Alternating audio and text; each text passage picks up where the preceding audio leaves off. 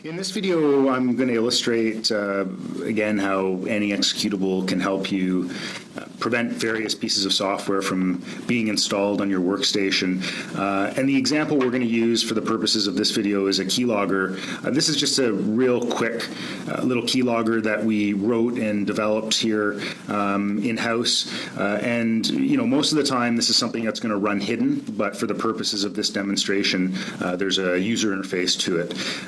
We'll see what we do when I visit my online bank account, and of course, as is the case with any online financial institution, prompted for a username and password, which I'll enter now.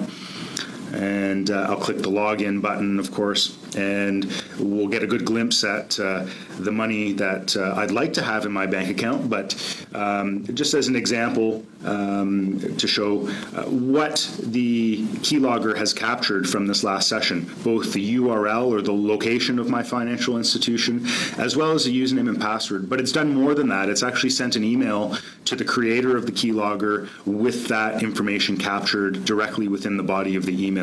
So now that user, or the creator of this keylogger, is now free to visit this URL, log in as me, and pilfer all the money out of my account that that individual wants to take.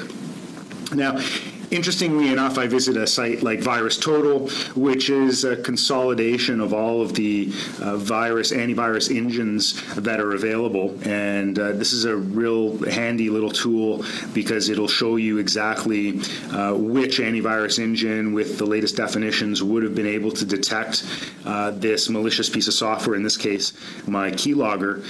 And what we'll see as the results start to display themselves here is that there actually isn't a single antivirus engine that would have been able to detect keylogger.exe, the file that we created, as a threat or a piece of malicious software. And this behavior is pretty consistent with what we would consider a zero-day threat. So these are any new threats that an antivirus engine or antivirus manufacturer or developer has not yet been able to define a